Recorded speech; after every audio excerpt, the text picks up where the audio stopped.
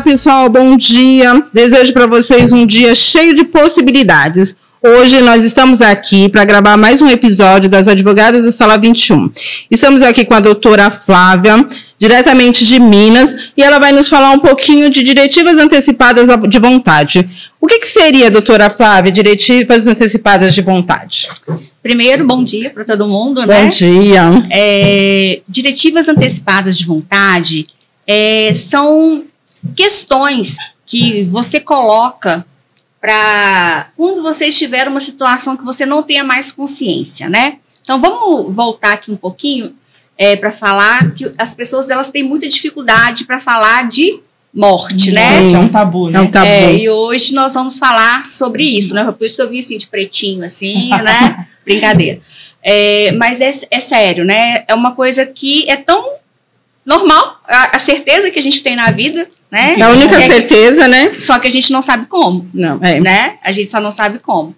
Então, essas diretivas, elas fazem com que você escolha, em caso de você estar num estado vegetativo, um final de vida, que você não tenha mais consciência daquilo que você quer, de você determinar para os médicos ou para sua família aquilo que você quer e o que você não quer que se faça com você naquele momento que você não tem essa capacidade de decisão, né? Sim. Então, essas diretivas, elas podem ser realizadas de diversas formas, né? Pode ser, a pessoa pode falar até no prontuário, para o médico colocar no prontuário. A gente tem o testamento vital, nós vamos falar dele, e nós temos o mandato duradouro também, né?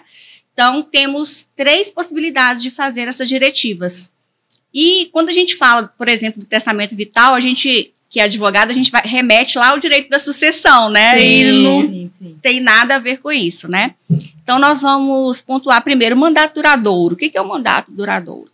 Ele nada mais é do que uma procuração que você faz para quem você confia, que caso você esteja em um estado de inconsciência, que ele possa decidir o que vai, né? O que vai se fazer com você.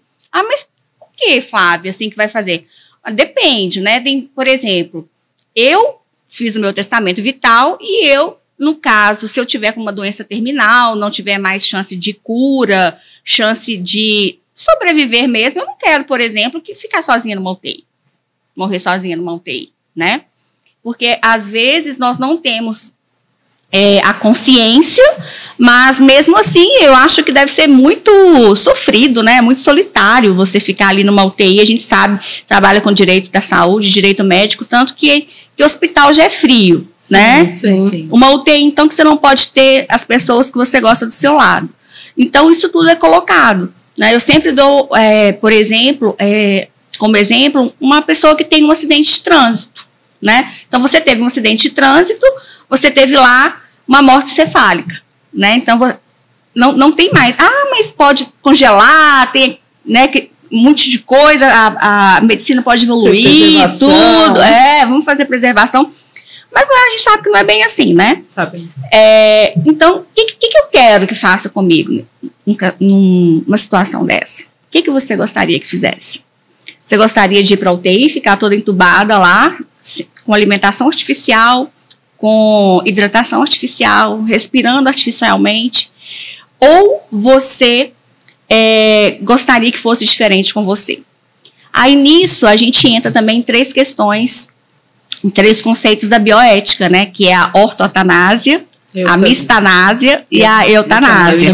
Sim, né? Sim. Justamente. Aí a gente sabe que a eutanásia aqui no Brasil é proibida, né? Então, quer dizer, eu não posso simplesmente, se a pessoa tá igual aquela... Teve uma menina há pouco tempo que saiu em todas as reportagens, a dor mais terrível, né, que se possa ter. Ela queria ir para a Suíça para poder fazer eutanásia. Isso, lá tem a Dignitas, né, uma clínica que permite fazer o suicídio assistido. Não é nem eutanásia, é um suicídio assistido, porque ela mesma aplica medicação nela. E o que acontece?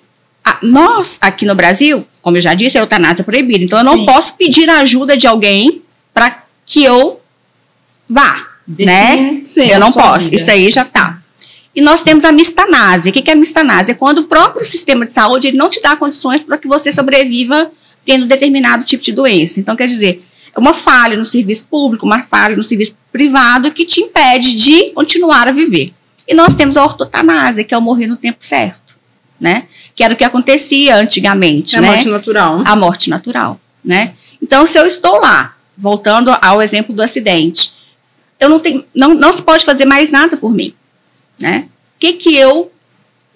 Para que eu vou ficar lá ocupando o espaço da UTI? Primeira coisa, né, gente? Às vezes alguém que está precisando lá, que pode ter uma recuperação, que tem uma sobrevida, vou ficar fazendo lá. Porque a família, às vezes, né? Às vezes não, né? Sempre. Tem aquele lado muito passional. E nós, seres humanos, somos muito egoístas, né? Então, a gente pensa na gente. A gente não pensa em quem está sofrendo ali naquele momento. Então, a gente, não, faça tudo, porque ele pode viver, né? Somos muito religiosos. O Brasil, né? A gente fala que é um estado laico, mas né, em todos os fóruns tem um crucifixo lá, pregadinho lá, né? Então, isso vai muito de encontro também com essas decisões. Então, por isso que é importante a pessoa que deseja, que ela tenha conhecimento, né, do que ela quer e do que ela não quer, caso ela esteja no estado vegetativo, ou no estado de inconsciência, ou que não tenha mais volta, dela fazer esse documento, que é o testamento vital. Então, na verdade, qualquer um pode fazer. Sim. Não uma pessoa que esteja doente. Não, você precisa estar bem de saúde. O interessante é você... Justamente, o interessante é você fazer enquanto você esteja bem. Porque eu sempre dou o exemplo do Alzheimer. Porque a pessoa, às vezes, quando ela está começando o Alzheimer, aí ela vai fazer o testamento. Aí, nesse caso, como ela já é diagnosticada, o médico teria que dar um laudo falando que naquele momento que ela fez aquele testamento, ela tinha plena cognição. Sim. Entendi. Porque a pessoa ela tem que estar em plena cognição para fazer um testamento vital. E ela também, ela não pode fazer esse testamento sozinha, né? Ela não tem conhecimento médico, ela não tem conhecimento jurídico. Sim. Então, o ideal é que se faça com o auxílio de um médico e de um advogado, né? E se não tiver um advogado, pelo menos com o auxílio de um médico, né?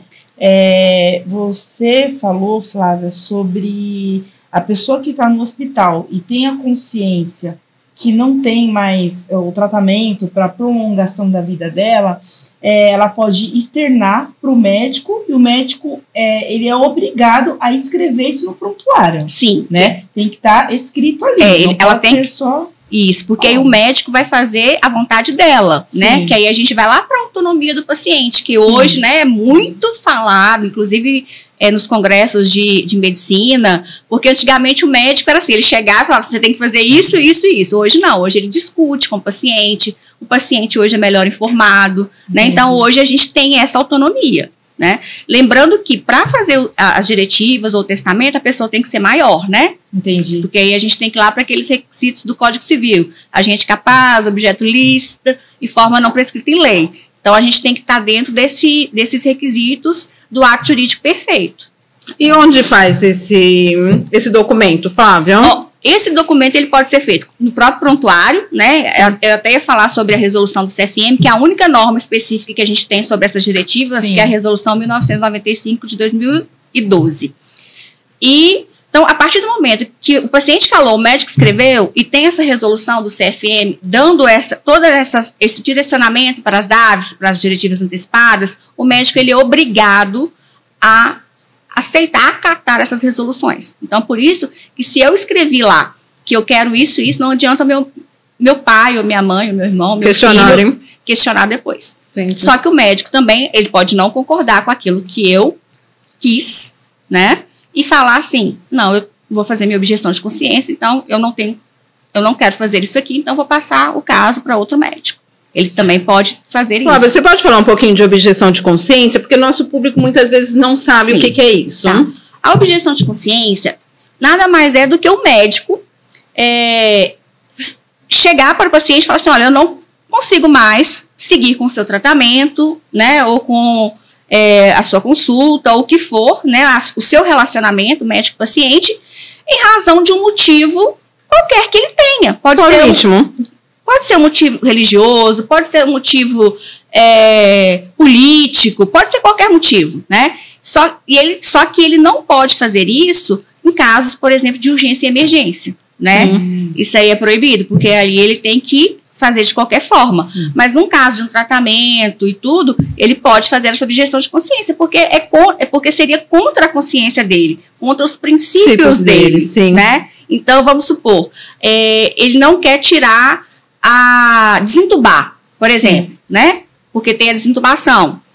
Ou então ele não quer fazer uma sedação paliativa, né? Para o paciente parar de sentir dor e ali ele ir devagarzinho sem sentir dor. Ah, não, eu não concordo com isso. Ok. Ele pode não concordar, ele vai escrever isso no prontuário e outro profissional, outro médico assistente vai assumir o posto que antes era dele. Seria isso. E o testamento vital, gente, hoje, eu acho que ele, assim, é de suma importância. De suma importância. Hoje nós temos mais conhecimento de tudo, né? A internet, ela nos dá essa possibilidade. Sim. E conhecermos a nós mesmos. Quem melhor do que nós conhecemos o nosso corpo? Verdade, verdade. Quem melhor do que nós conhecemos os nossos costumes, as nossas crenças? Mas isso ainda é um tabu, né, Flávia? Porque isso é um tabu ainda. Hoje em dia tudo isso é um tabu, né? Quem quer tratar da morte? Quem quer tratar da morte? Quem senta numa mesa num café da manhã e fala assim, olha, eu vou fazer um testamento vital, porque se amanhã, é o que você falou, eu sofrer um acidente de carro, pelo menos eu vou saber que eu vou deixar alguém que vai cuidar da minha vida depois que eu não tiver mais consciência, né? Porque a pessoa vai gerir a vida dela quando ela não tiver mais consciência. Quem vai fazer isso? Ah, meu marido, meu filho? Não. Eles têm, na verdade, amor por mim, eles não vão querer fazer isso. Inclusive, eles, né, as pessoas mais próximas da gente, elas não são indicadas como procuradores, nem como mandado duradouro. Porque, ou às vezes, tem essa questão passional, né, de muito amor e tudo, ou às vezes também o interesse financeiro. Sim. Né? Sim. Então, essas pessoas mais próximas, elas nem são aconselhadas. Quem você indica, Flávia, geralmente? Você tem alguma indicação para o nosso público? No meu caso, por exemplo, né, eu tive um câncer de mama, outros tipos de câncer, então, assim, eu indiquei o meu médico assistente, que era o meu oncologista, porque ele me conhece, ele conhece tudo sobre mim, e um tio meu, que é médico também, e eu acho ele muito sensato. Ele não partiria tanto por esse lado emocional. E uma amiga. Então você indicou 3 pessoas. 3 pessoas. Você pode indicar quantas pessoas você quiser. Mas você tem que colocar em a ordem. Precisa ter uma ordem. Tem que ter uma ordem. Entendi. Porque vamos supor que uma dessas pessoas tenha morrido e eu esqueci de refazer meu testamento, né? Então, pode ser que aconteça alguma coisa, ou ela está viajando, ela não pode assumir isso aqui, ou ela não queira também, que ela pode não querer, ela não é obrigada.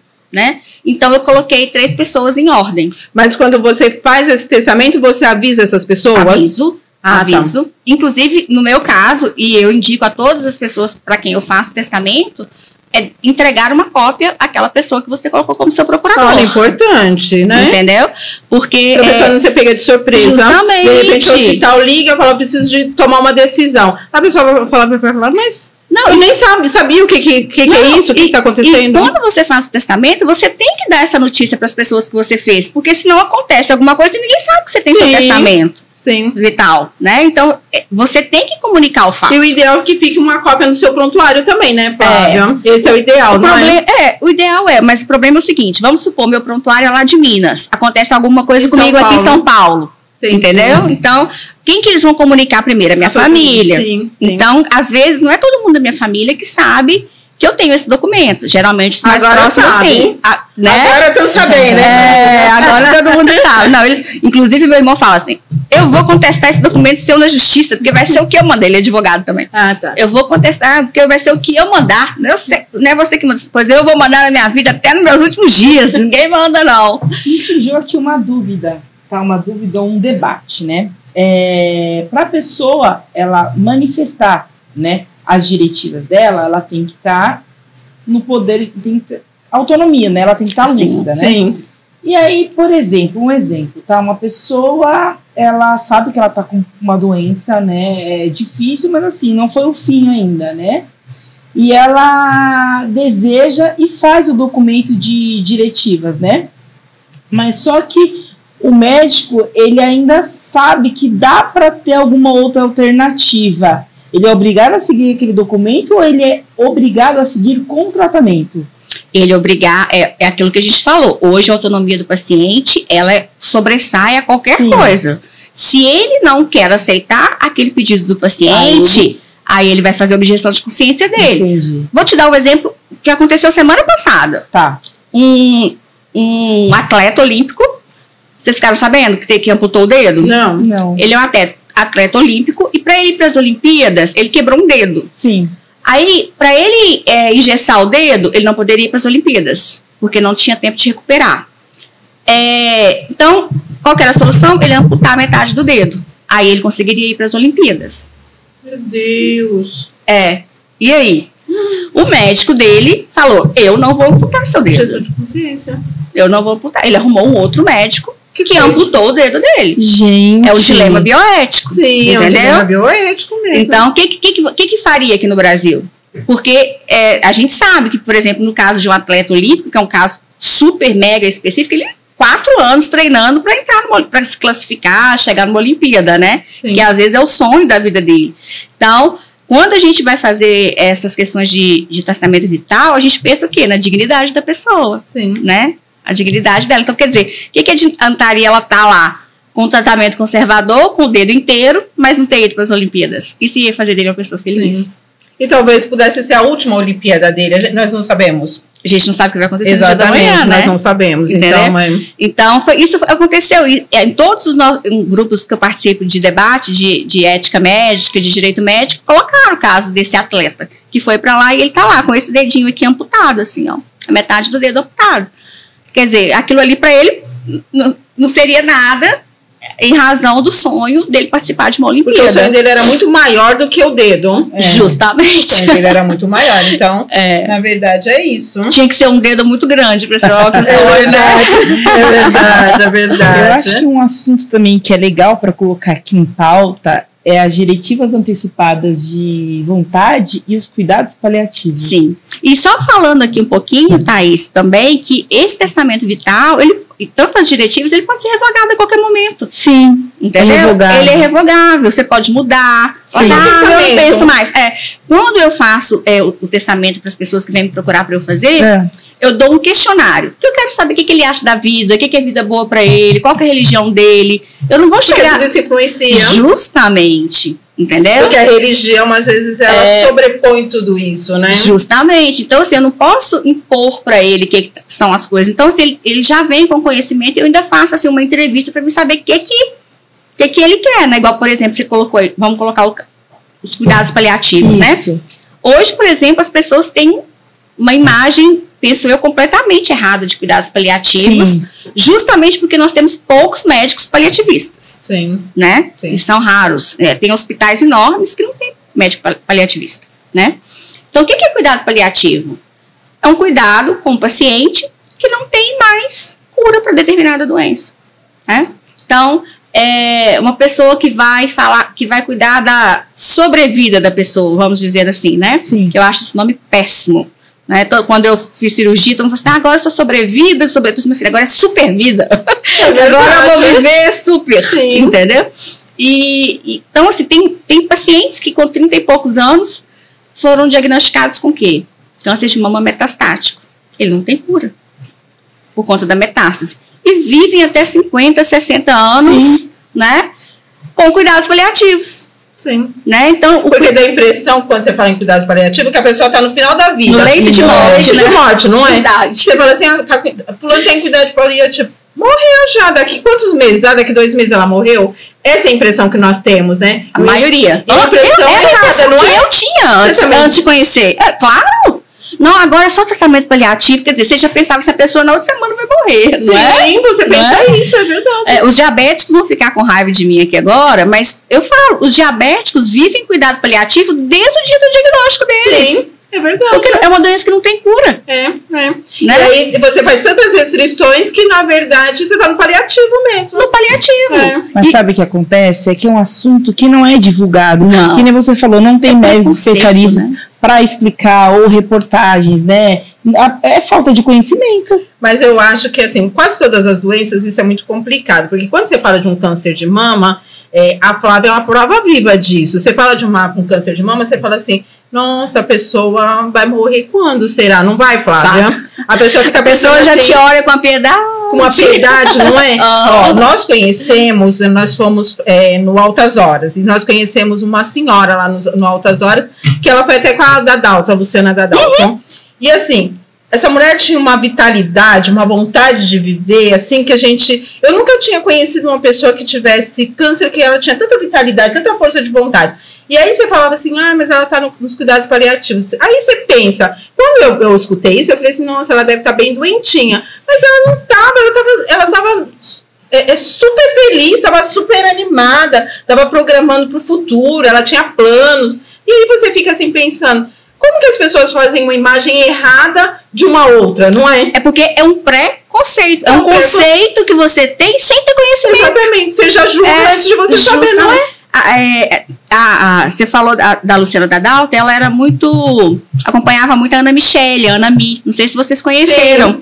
Que morreu há poucos anos, um ano e meio mais ou menos. E ela era, assim, uma verdadeira propagandista dos cuidados paliativos, porque ela viveu em cuidados paliativos mais de 15 anos. Sim, e quando você pensa em cuidados paliativos, você pensa em meses, porque paliativo vem de meses, então a pessoa está lá no leito. Você pensa quantas pessoas saudáveis Sim. não morreram de causas naturais, exatamente, enquanto ela fazia o tratamento dela. Mas eu acho que, assim, pelo menos o câncer, quando a gente trouxe aqui a Clarícia, que ela veio falar ela tem uma UNACAM que fala sobre o câncer de mama. E aí, a gente nem pensou, a gente poderia ter te trazido aqui, porque, assim, sim, fantástico. Seria fantástico. Vou juntar vocês duas aqui, porque seria fantástico você falar com ela. E é exatamente isso. E aí, eu estava contando para ela uma história, né? Que eu tive uma suspeita de câncer. E, assim, eu fiquei desesperada. Eu pensei, quando eu soube... Aliás, eu não sabia o resultado do exame, mas eu pensei, vou morrer. Aí eu contava assim... Aí você pensa, Flávia, assim, tipo, com quem vai ficar meus filhos? Né? Como que vai ser? Com que eles vão crescer? Você faz um monte de perguntas que desnecessárias. Que não precisa. E aí quando você conta pra alguém, a pessoa fala assim pra você. Aí eu contei pra uma amiga, né? Não sei, acho que eu tô com suspeita. Nossa, Rosa, e agora? E as crianças? Sabe? Ninguém pensa em você, né? Ninguém pensa em você. E a Clarissa falou muito isso, sabe? No dia que ela veio. Ninguém pensa em você. Porque as pessoas precisam pensar em você. Sim. Sabe? Porque você é o paciente. Você que precisa ser cuidado. Então, na verdade, a sua saúde mental tem que estar boa, né, Flávia? Com certeza. E aí eu acredito que quando você teve o diagnóstico, também você foi assim também. Porque as crianças eram pequenas também, não era, Flávia? Sim, eu tinha gêmeos de 3 anos e um mais velho de 5 anos e meio. Menina. 3 crianças pequenas dentro de casa. Pra você ter uma ideia, quando eu fiquei careca, o cabelo caiu, eles não gostavam de me ver careca. Eles saíam do quarto, assim. E a sua dor era muito grande, não era?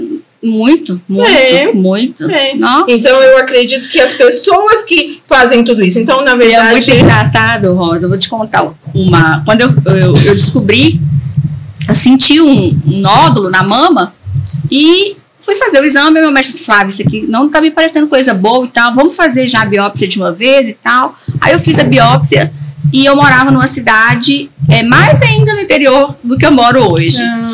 Aí deixei para minha tia pegar o resultado para mim, porque eu não estava lá na cidade. Ela falou assim: vai lá, tia, saiu o resultado, que eu ligava todo dia, que a gente quer saber logo, né? Se tem, vamos tirar, então vamos resolver, porque eu sou muito resolutiva. Sim. Aí minha tia: minha filha, não deu nada. Só carcinoma. Oh, meu Deus. Tia, nossa, tia, sim. Você não podia, sabe? Só. Não deu nada, minha filha. Graças a Deus, só carcinoma. Você falou: tá bom, tia. Nossa, e o susto? Não, eu estava dentro do escritório, gente, mas assim, respirei fundo e, assim, tem que enfrentar, né? Não tem, ou eu enfrento e sou mais forte do que ela. Sim. Ou ela me domina, então. Sim. Eu decidi lutar e não parei de trabalhar, não parei de festa. Você não parou? Não, nada. Só quando eu tava, assim, nos dias pós-químio, né? Sim. Que a gente fica mais maquiadinha, mas trabalhei o tempo todo. Todo tempo. Ah, mas eu acredito que foi isso que te curou. Não, com certeza. Né? A cabeça da gente não fica pensando mil coisas, né? Sim. A gente não fica inventando. Porque a gente inventa, Flávia, não é? Sim. A gente inventa, porque eu acho que quando eu fui fazer o exame, eu acho que eu inventei tanta história. Eu tava falando pra Clarice isso. Eu falei assim, acho que eu inventei tanta história que eu acho que eu fiquei doente sem estar. E fica, a cabeça da gente, o cérebro da gente. E aí, quando eu falei pra uma amiga, eu acho que eu tô com câncer, menina, ela falou assim, a primeira coisa que ela fez, nossa, mas e as crianças? Quem vai cuidar das crianças? Aí eu comecei a chorar, falei, não, e eu? Quem vai cuidar de mim? Porque eu tenho 3 crianças, quem vai cuidar de mim? Né? Então, assim, isso é muito complicado. Mas essa questão do cuidado paliativo, nossa, ela é muito, muito...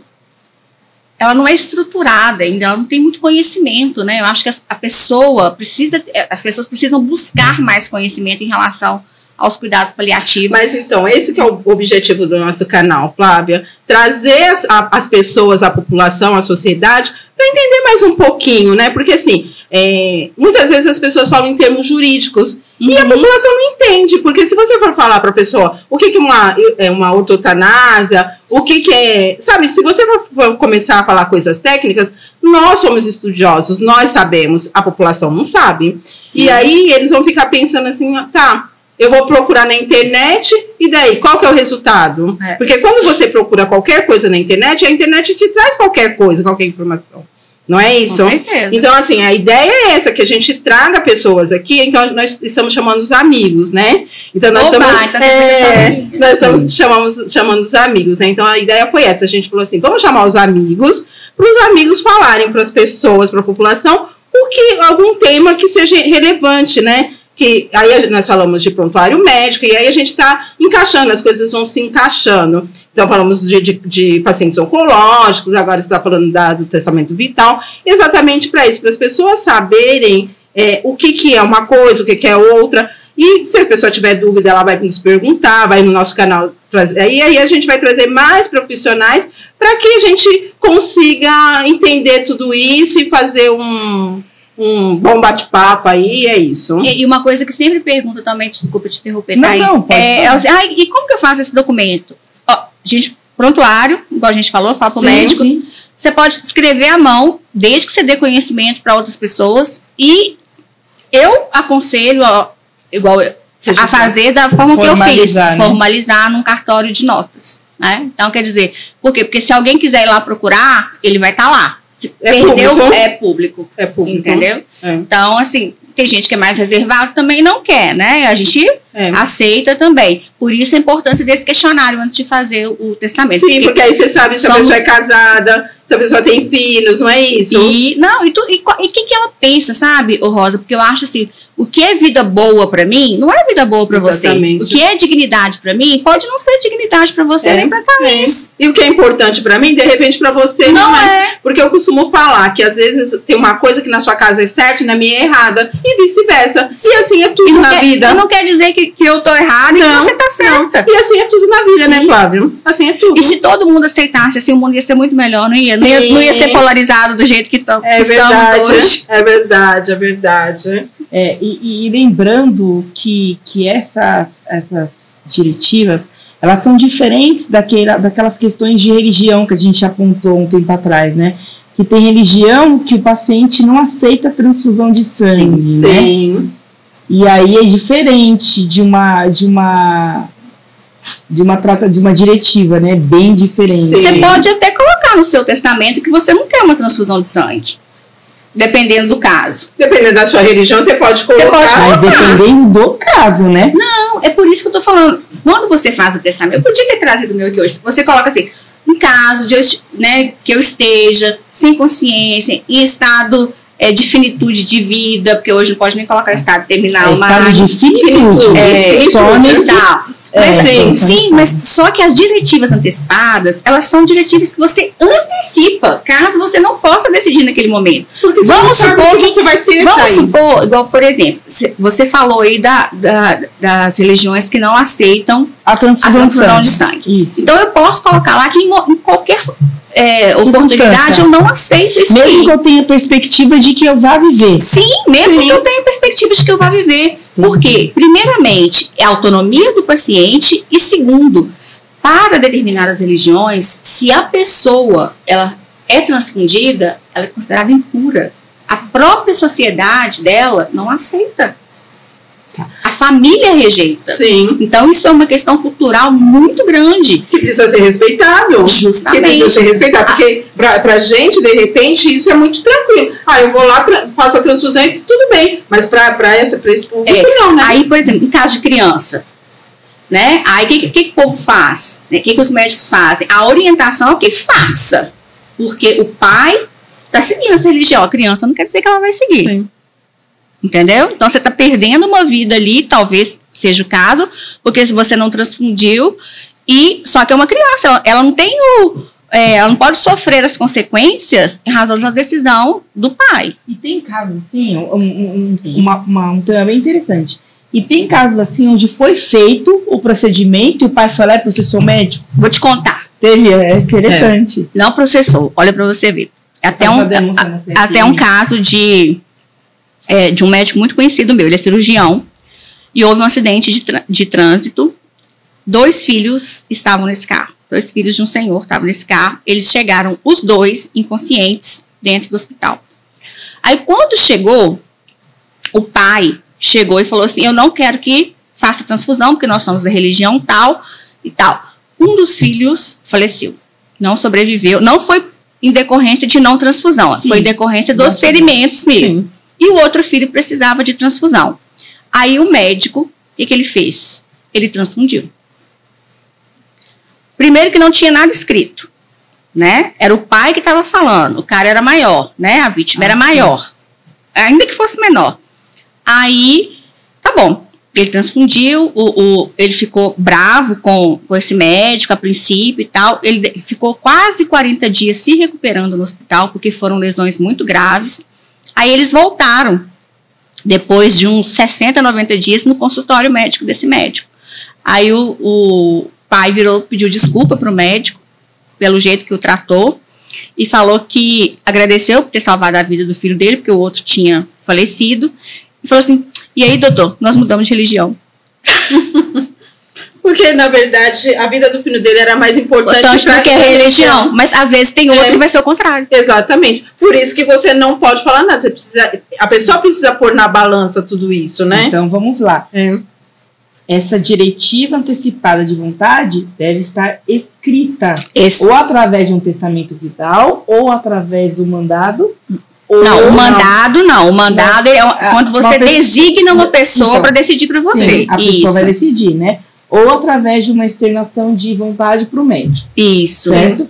Agora, não estando assim, não estando nessas hipóteses, em um caso de transfusão, se a pessoa chegou inconsciente, o médico deve fazer. Porque eu vi que mesmo com essas declarações, né, de vontade da pessoa, o médico ainda entra em conflito com ele, né? Sim. Porque ele faz um juramento quando ele né, tá de salvar a vida, salvar a vida. E de repente ele não vai salvar a vida por vontade daquela pessoa. Porque talvez o médico se sinta até impotente nessa hora, né? Ele se sente impotente. É um conflito. Conflito muito grande. Sim. Por isso que eu sempre falo, que, principalmente cirurgiões, pessoas que trabalham em trauma, tenham uma... Fazendo agora o nosso comercial, né, Rosa? Sim. Tem uma assessoria jurídica. Sim. Porque é no momento desse que você precisa de ligar, de saber o que você faz, o que você anota, né? Saber anotar tudo direitinho no prontuário, igual vocês já tiveram aí um podcast anterior, que eu falo que o único profissional que pode fazer prova a favor dele é o profissional da saúde, gente. Sim. Quer fazer um prontuário bem feito? Mais nada. Porque se ele não fizer um prontuário bem feito, nesses casos, ele vai ser processado. Ele será processado. Isso é fato. Justamente. Né? Então, é isso. Não, e processar, qualquer um pode processar, né? Agora, se você fez bem feito, você não vai perder. Exatamente. Né? Porque o direito de processar qualquer um tem. Sim. Então, a gente não tem como regular isso. Mas aí o resultado... Sim. Né? Sim. Você consegue... E aí a gente fala, né? Nós falamos no antepenúltimo podcast das pessoas fazerem o seguro de responsabilidade civil. Então, os médicos fazerem esse seguro também, porque é o que você falou. processar, qualquer um vai processar o médico, pode processar. Mas aí, se ele tiver uma assessoria jurídica boa e um seguro bom, ele não vai mexer no patrimônio dele também, né, Flávia? Sim, porque senão, de repente, ele tá tranquilo, economizando, guardando dinheiro, né? Aí a vida tá boa, né? Aí vem uma pessoa e fala assim, vou processar aquele médico, porque... E hoje o médico é a bola da vez, né? Eu sempre falo isso. Sim, tudo falam que é erro médico. Tudo é erro médico. É o mercado, né? Na verdade, do dano moral, né? Sim. Então, infelizmente, né? Sim. Foi banalizado completamente. Banalizado. Completamente. Sim. A gente vê muita aventura jurídica nos tribunais. Tem. Bastante. A nossa última convidada falou exatamente sobre isso, né? A gente vê muita aventura jurídica mesmo, né? E aí você pega uma pessoa que não é do direito médico, não é? E aí ela faz um tumulto no processo, né? E é engraçado, porque assim, tem 7 anos que eu faço direito médico. Então, antes dos 7 anos, eu morava bem no interior, então você faz um pouquinho de cada coisa. Assim. Então, gente, eu falo assim, gente, eu acredito que eu já fiz isso. Entendeu? Porque quando você é especialista, você aprofunda naquilo ali. Olha quantas resoluções o CFM tem. E a gente não vê isso na faculdade. Nem tem a disciplina de direito médico, direito da saúde na faculdade. Você faz uma pós, porque você nem... Quando eu falo assim, eu fiz pós em direito médico, as pessoas falam assim pra mim, nunca ouvi falar isso. Você faz o quê, então? Você é médica? Não é assim... Nossa, mas você já é quase uma médica. Sim, é complicado. E quando você vai falar de questões como essa que a gente está falando hoje, aí ele já te não, doutora Morte, doutora Caveira, entendeu? A doutora Luciana mesmo já falou isso, que ela já teve essa conotação em vários lugares que ela foi falar, porque você vai falar de morte. Porque o direito médico ele passeia muito na bioética, não é? Sim. Ele entra em questões éticas, bioéticas, entra em outras questões, né? De saúde pública, né? Aí as pessoas ficam pensando assim, gente, mas o direito médico não é só... As pessoas costumam falar assim, não é só lá dar uma liminar, o direito médico não é só ir lá dar uma liminar e só um remédio, não é conseguir um remédio a algum custo, não é? Uma internação. Não é só isso. Outro dia eu peguei um Uber e o rapaz falou assim, o que você faz? Aí eu falei, eu sou advogado de direito médico. Você é aquela lá que consegue medicação, é isso? Eu falei assim, é isso mesmo, exatamente isso. Então é isso, as pessoas não têm essa... Porque a população não está, né, informada, né? Se ela pensa isso aí, imagina que ela pensa de cuidados paliativos. Exatamente. Porque assim, não está regulado na legislação brasileira ainda, né? Não. Inclusive, no projeto do Código Civil tem alguma coisinha aí, mas muito... E as pessoas não têm tímida. conhecimento do Código do Conselho Federal de Medicina. Ninguém sabe. Ninguém sabe. É só quem estuda, né? Com certeza. Quando eu estava fazendo a pós, o professor falou uma vez, para você conseguir uma liminar para fazer um aborto, né, um aborto legal, você precisa impetrar no tribunal do júri, né? Aí eu falei assim, no tribunal do júri, o que tem uma coisa a ver com a outra? Fiquei pensando. Você foi na vida. E aí eu fiquei pensando, eu falei assim, gente, mas o que tem uma coisa a ver com a outra? E assim, interessante, né? Porque ninguém pensa nisso, né? É igual o caso da cannabis, né? Sim. Hoje, para você fazer o cultivo da cannabis, o que você tem que fazer? Impetrar um habeas corpus preventivo. Sim. Pra ninguém te prenda, pra você estar com aquele... plantando a cannabis. E aí você fica imaginando. Vai lá pro direito penal. Você vai lá, exatamente. Aí quem não conhece vai ficar perdido, vai ficar pensando, aonde eu vou fazer isso, né? De que forma? Porque também não tem. Se você procurar nos livros, não sei o que, não tem essas informações. Não tem. Então eu acho que é só essas pessoas que estão inseridas nesse meio, né? E o direito médico, como nós falamos antes, é uma coisa muito específica, né, Rosa? Sim, então, e é muito novo, né, Flávia? Justamente, é muito novo. Ele vem lá do direito sanitário, né, e tudo, aí depois foi desmembrando ali. Então, assim, eu falo que os precursores são aqueles que estudaram direito sanitário e tudo, para abrir esse caminho aí pra gente poder especializar e fazer a defesa tanto do médico quanto do paciente, prestar uma assessoria jurídica mais assertiva. O interessante do direito médico é que nem nós estamos no nosso 6º episódio já. Sim. Um interliga com o outro. Sim. Todos têm liame, porque estamos aqui, falando de prontuário médico, que foi assunto do nosso primeiro episódio. É porque o prontuário médico ele manda em todo o direito médico, né? Ele manda em tudo, porque sem o prontuário a gente não consegue falar de outras coisas. E hoje a gente tem, por exemplo, testamento vital, deixa eu até falar com vocês aqui, tem um site que é até da doutora Luciana Natal, testamentovital.com.br. Se você quiser, você pode inserir o seu testamento vital lá também. Olha! Ela fez esse site. Aí a pessoa, aí, por exemplo, a pessoa está no hospital, consegue consultar. Eu creio que sim. Eu não coloquei o meu lá, mas ela tem esse site aí que você pode subir com o seu testamento vital para lá. Interessante. Ela é a the best aí sobre diretivas e testamento vital.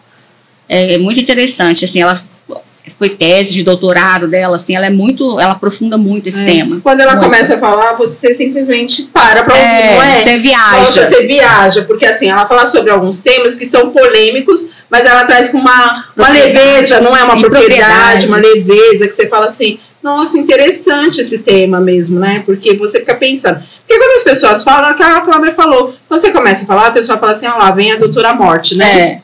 Eu quero viver, eu quero pensar quando eu vai sentar numa mesa no domingo de manhã, no café da manhã, churrasquinho com a família e fala assim, gente, olha, eu fiz o meu testamento vital, né? Vicky, você tá querendo morrer? Você vai deixar seus bens pra quê? Primeira coisa que ele vai falar, testamento. Verdade, falar a questão dos bens. Mas isso, Flávia, é igual quando a pessoa fala assim, eu fiz um seguro de vida. É exatamente igual. Porque você, fazendo um paralelo, né? Porque assim, quem vai sentar numa mesa também e falar assim, gente, eu fiz o meu seguro de vida, porque quando eu morrer, aí as pessoas falam assim, pode ser bobo, vai morrer, vai deixar o dinheiro pro Ricardão, né? E as pessoas fazem esse tipo de brincadeira. Mas é uma coisa tão séria nessas coisas que a gente, de fato, as pessoas não pensam nisso, né? É porque nós não temos cultura, não é cultural. Somos muito imediatistas, né? Sim, porque isso não é cultural, né? Eu acho que em outros países... É informado também. Não é cultural e não é informado. Porque em outros países, por exemplo, seguro de vida, eles têm essa formação. Sim. Né? E assim, em outros países também tem esse seguro, por exemplo, né? Eu morei um tempo nos Estados Unidos, você não sai da concessionária do seu carro sem o seguro do seu carro. Sim. Aqui você pode andar sem seguro. Pode. Né? Lá você não sai você compra um carro, você tem que fazer o seguro, senão você não sai com ele, você não emplaca ele. Aqui não, aqui você pode rodar tranquilamente. E a mesma coisa, o seguro de vida, o testamento, a gente entra tudo nesse porque quem que senta? Ninguém. E aí as pessoas, aí quando acontece alguma coisa, uma pessoa está numa UTI, não consegue exprimir sua vontade, aí você pensa assim, olha, se a pessoa tivesse deixado escrito isso, ela não passaria por aquilo, porque assim, um dia um médico me falou uma coisa que é uma verdade. Na primeira semana, a família inteira briga para estar com o paciente. Depois, na segunda semana, 3, 4 brigas. Na terceira semana, um só vai ficar brigando pro resto da vida enquanto aquele paciente estiver no hospital. Depois eles vão brigar para não ir, né? Depois eles vão brigar para não ir, para deixar com a enfermagem, não é? Depois a briga vem, se estiver bem. Não, a briga volta. Assim, e a importância das diretivas, do testamento, é o seguinte, você também não passar esse encargo para uma pessoa que já está sofrendo com o seu padecimento, entendeu? Então você tá lá, você é minha filha e tal, sua mãe já está sofrendo e tal, aí você ainda tem que decidir, entendeu? Aí você fica assim, se eu decidir errado, se eu não tivesse feito isso, exatamente, né? Não, mas isso aqui foi ela que quis, então eu tô realizando o desejo dela, até a culpa da pessoa, você tira, entendeu? Sim. De você deixar esse encargo, desligar aparelho que a gente vê todo dia aí, né? Sim. Nossa, eu vou ter que decidir se meu pai vai ficar sem aparelho, meu marido, meu filho, né? Então, é uma coisa assim, se você pensa, você já está tirando também o encargo de quem você gosta. Por isso que é bom desmistificar o assunto. Adoro essa palavra. Mas é sério, porque assim, hoje, se a gente falar de morte, as pessoas... Eu, sinceramente, depois dos episódios de saúde que eu tive, eu encaro a morte hoje completamente diferente do que eu encarava há 15 anos atrás, né? Então, só que isso é de acordo com a sua vida, com a sua vivência, e cada um tem uma vivência diferente da outra, né? Então, cada pessoa tem que saber o que ela quer. A gente não cuida do nosso corpo hoje, a gente, né, eu não vou, né, academia e tal... vai fazer, não vou comer muita gordura e tal. Então, por que você também não decide o que você quer lá no finalzinho da sua vida? Entendeu? É porque às vezes a gente é egoísta, né, Flávia? Não é? Será que não? Por isso que nós não decidimos. Ah, não sei. Eu acho que mais egoísta é quem fica. É, né? Eu acho. Eu acho que volta aquele assunto tabu da morte. Quem quer decidir sobre a sua morte? Ninguém. Eu não quero morrer, eu quero Decida virar semente você. aqui na Terra, entendeu? Eu quero criopreservar, não é? Criopreservação? Isso, Eu vamos quero- congelar lá, né? Vamos congelar. A é. esperar até que a isso daí. ciência venha e Sim. consiga me ressuscitar. Tem a criopreservação, acho que eu quero criopreservar. Não, eu não. Inclusive no testamento vital também não tá isso escrito lá na resolução, mas você pode colocar se você quer ser cremado, se você quer ser sepultado, se você, né? Se você quer isso ou aquilo no seu velório, né? O meu, por exemplo, vai ter o uísque, né? Pra todo mundo, Ai, uma que bandinha chique. tocando. Não quero ninguém chorando, não. Mas eu acho isso bacana, a pessoa colocar tudo isso. Isso eu entendo como seja a última vontade, né? É a última vontade, mas é a última vontade. Eu acho que é por isso que senhora- vem o testamento, né? Essa senhora que nós conhecemos lá no Altas Horas, ela tinha tudo isso escrito, o que ela queria, como seria o velório, e ela contou pra gente isso, sabe? E é isso. E aí você fica pensando assim, meu Deus. Você contou do velório, eu lembrei. Lá na minha região, lá no interior de Minas, o cara falou que queria ser sepultado em pé. Meu Deus. E ele foi sepultado em pé. Ele construiu como que chama? O jazido dele lá, e só cabia uma urna funerária em pé. Nossa. Ele foi sepultado em pé. Então. E aí, se era a vontade dele, tinha que respeitar. Pois Você respeita a vontade da pessoa. Então, Por qual acredito- motivo, eu não sei, mas ele não. Aí não queria que jogassem terra no rosto dele, de repente. Né? Justamente, pode ser. Eu, no meu caso, eu não quero ser sepultada, né? Mas se me sepultarem, coloca uma campainha lá dentro. Você quer ser cremada? Quero ser cremada. Você quer ser cremada. Eu não quero ser cremada, que eu tenho a sensação que eu vou ser queimada e vou estar viva. Ó, que absurdo. E agora tem um negócio de que você consegue fazer doação de órgãos, não é isso? No próprio cartório, né? Você Sim. precisa... Nossa, isso já estava passando da hora, né? Porque É. antes era a própria. Na verdade, a gente teve uma legislação anterior que você colocava até na sua própria identidade, Sim, né? Se você sim. era doador ou não de órgãos, aí teve mas uma é. revolução, aí depois era a família que tinha que escolher. Poxa, olha aí, se a família que vai escolher, A família vai escolher que Jogar não. tudo na família. entendeu? O encargo família já tá peso com- tá todo lá nas costas dele. A família já tá com uma dor tão, né, grande, Ainda ainda vai pra ter que poder- escolher isso, entendeu? Agora você pode ir no cartório e você mesmo fazer. Justamente, você pode colocar no seu testamento Você vital pode, agora. exatamente. Entendeu? Olha Antes qual a você não importância. poderia colocar. Até 2 anos, até 1 ano atrás, você não poderia colocar isso porque era prescrito em lei. Era proibido. Sim. Agora você já pode colocar. Olha Porque que você não pode importante. colocar nada no testamento vital que seja proibido pela legislação. Por exemplo, a eutanásia.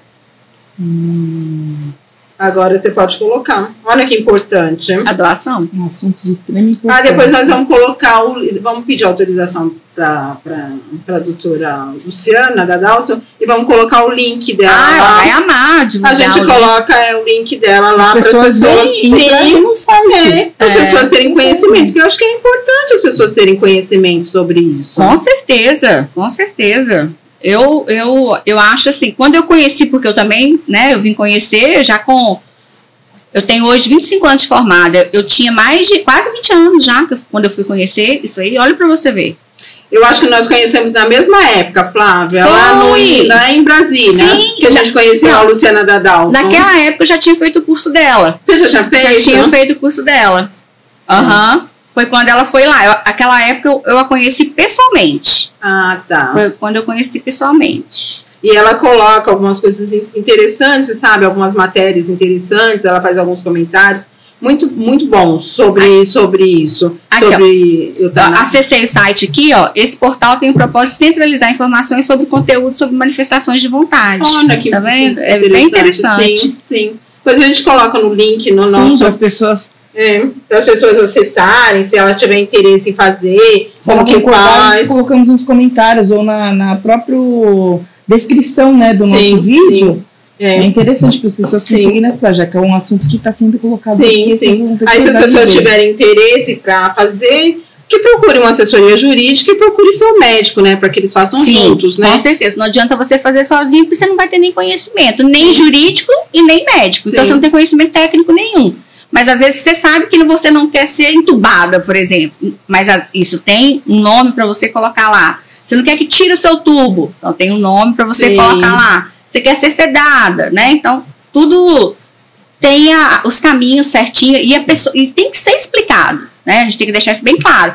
Por isso a importância do médico estar presente é isso, é explicar para o paciente, olha, isso é isso aqui, estubar, o que acontece se eu te estubar? O que acontece se eu te entubar? O que acontece se eu parar de te dar água? Água não, de hidratar. O que acontece se eu parar de te dar comida?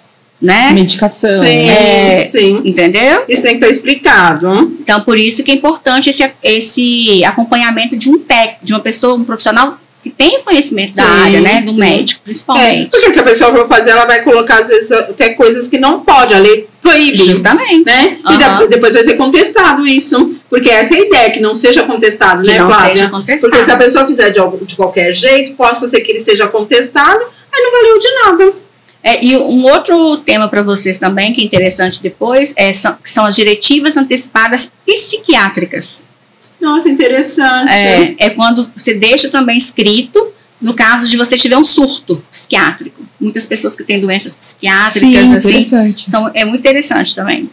Nossa, que bacana. Você fala sobre esse tema? Não, esse eu não tenho muita propriedade para falar ainda não, porque até eu estava conversando isso com um psiquiatra alguns dias, assim, Flávia, isso ainda é muito contestado e tal, mas é algo que a gente está caminhando, porque é interessante, por exemplo, a pessoa, ela não quer a medicação tal, não quero ser dopada, eu não quero ter isso, eu quero só que me acalme, entendeu? Então, você pode também escolher o que eu não quero ser internada, ou então eu quero ser internada, eu não quero ficar em casa, porque eu tenho medo de machucar alguém da família, porque tem surtos de todas as maneiras, né, dentro da psiquiatria. Então, como é um tema muito específico, é interessante, isso aí as diretivas antecipadas psiquiátricas, ainda mais nesse tempo nosso, né, todo mundo precisa de psiquiatra hoje. E muito conhecimento, muita informação, né, muita gente, né? A gente hoje tem tanta informação o dia inteiro, é tanta coisa que chega até a gente, que a gente fica meio doido, tem dia, né, se a gente não tomar cuidado. Que nem diz o povo por aí, cada um tem um pouco, como que é? De louco, de louco, todo mundo tem um pouco. De louco, de médico e louco, de médico e louco, todo mundo tem um pouco. Tamo nessa. Mas é muito legal. E você tem alguma pergunta? Vamos ver se os nossos universitários têm alguma pergunta.